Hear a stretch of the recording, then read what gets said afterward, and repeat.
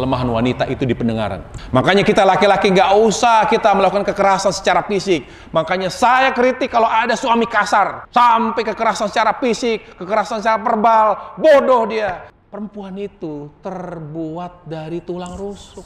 Jangankan pukul, kita lakukan kekerasan secara verbal aja itu udah menyakitkan para jemaah. Apa kata Nabi sallallahu alaihi wasallam? Kata Nabi sallallahu alaihi wasallam, "Innal mar'ata khuliqat min dhal." Wanita itu tercipta dari tulang rusuk, bengkok. Jadi nggak ada wanita yang sempurna. Susah untuk soleh banget, susah. Untuk sempurna sulit. Beda dengan laki-laki. Asal usulnya aja tulang rusuk begini. Bayangkan. Dan paling atas, yang paling bengkok ini. Udah tahu asalnya tulang bengkok. Masa mau dilurusin? Artinya saya pengen istri saya kayak bidadari. Ya udah jangan kawin dulu kalau gitu. Kalau mau punya wanita sempurna, nikahnya nanti. Iya kalau masuk surga. Istri kita bukan bidadari para jamaah. Istri kita bukan bidadari. Pasti banyak kekurangan. Sering-seringlah kita suami melihat kebaikan. Lihat kata Rasulullah, "Innal mar'ata khuliqat min dhal." Bahwa perempuan itu tercipta di tulang rusuk. Ya, ini istaqamta. Apa kata dia? Istausu binisa'i khaira. Maka berlemah lembutlah kalian terhadap wanita, terutama istrimu. Intarak ta'ewat. Kalau dibiarkan, tidak dibimbing, tambah jadi dia bengkok. Tapi kalau terlalu keras, patah. Serba salah. Begitu para jemaah. Teknik orang mengembalikan tulang yang patah atau yang keluar, itu paham itu. Bagaimana tekniknya? Hati-hati. Kalau salah bisa salah posisi. Kalau nggak percaya, silakan pergi ke Haji Naim. Dia punya teknik dia. Hati-hati dia membalikan tulang keluar. Begitulah wanita. Serba salah saya dibeginiin. Salah, digini salah. Ya sabar. Karena mereka tulang rusuk. Dan bagaimana begitu? Bagaimana perilaku istri? Itu cerminan perbuatan suami. Istri itu cerminan amalan suami. Bagaimana amalan suami dan perilakunya, begitulah istrimu. Karena laki-laki dan perempuan yang sudah Allah takdirkan berjodoh, itu 11-12. Merasa soleha, merasa soleh. Memang kita siapa? Bagaimana hati kita dan amal kita, maka begitulah istri kita. Jadi kalau kita lebih banyak menyalahkan istri, sampai melakukan KDRT, kekerasan secara fisik, kekerasan secara verbal, kekerasan secara psikologi, bodoh dia. Dia tidak mengenal dan tidak mengetahui arahan Rasulullah SAW. Bagaimana Ustaz? Tapi istri saya ngelawan. Bahkan keras, ngangkat suara, sabar ya. Ada kesalahan yang tidak bisa kita tolerir, lalu kita tangani dengan baik. Ada tekniknya, ada cara untuk menasihati mereka ya. Makanya kata Nabi, makanya dari awal kalau ingin menikah ya, menikahlah dengan wanita yang agamanya kuat. Bagaimana agamanya kuat? Yang takut Allah dan berakhlak. Ini saya bocorin bagi yang belum nikah dan yang mau nambah. Kalau harta bisa dicari, sekarang nggak punya, nanti Allah kasih. Tapi yang tidak bisa kita tolerir, yang harus ada pada seorang wanita, takut sama Allah dan berakhlak mulia. Aduh, enak banget itu. Allahu akbar. Berakhlak nggak kalau sampai seorang istri berani melototin suami? Berakhlak nggak seorang istri kalau sampai berani bentak-bentak suami? Tidak punya akhlak. Sedih, perih.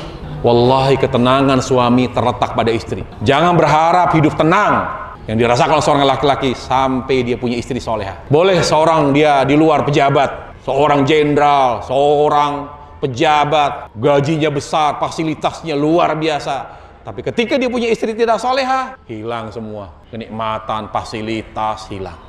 Gersang jiwanya. Karena yang menentukan kebahagiaan laki-laki, istri. Mau tenang jiwa kita, para laki-laki. Yang pertama kali memulai menumbuhkan ketenangan dalam rumah tangga, sakinah, itu istri. Istri yang mulai. Makanya kita harus sabar.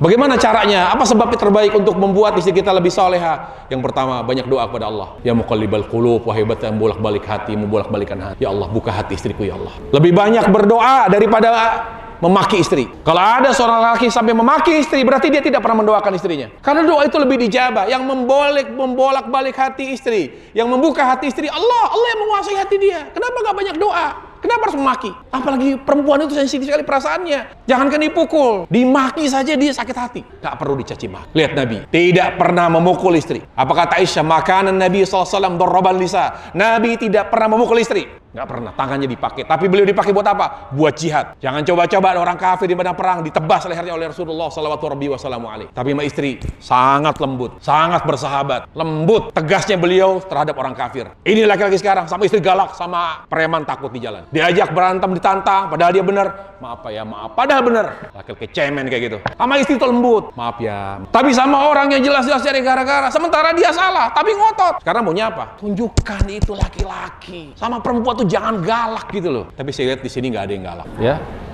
lembutlah sama istri, ngalah. Kecuali sudah keterlaluan, tapi sudah bertahap diingatkan, baru tunjukkan. Ini mau bangunin macan nih, ingetin aja gitu. Mau bangunin singa nih, udah jangan. Pokoknya gini, kalau memang ada salah saya diingatkan, ngomongnya baik-baik. Kan saya ini kan suami, punya wibawa. Jangan ya runtuhkan wibawa saya. Maki-maki suami di depan anak, di muka umum, itu kan nggak bener. Jadi wanita itu jangan dikerasin karena memang mereka dari tulang rusuk. Maka dibaikin kata-kata kita, dilembah lembutkan kata-kata kita, ya. Kemudian sikap kita pun begitu, tegas aja tapi jangan keras. Kalau ada perbuatan haram yang dilakukan oleh istri, ada kesalahan fatal yang dilakukan, tegas, bukan keras. Kasihan perempuan itu para jamaah. Sekuat-kuat wanita, tapi tidak akan pernah sekuat laki-laki. Kebodohan, bahkan sebuah kedunguan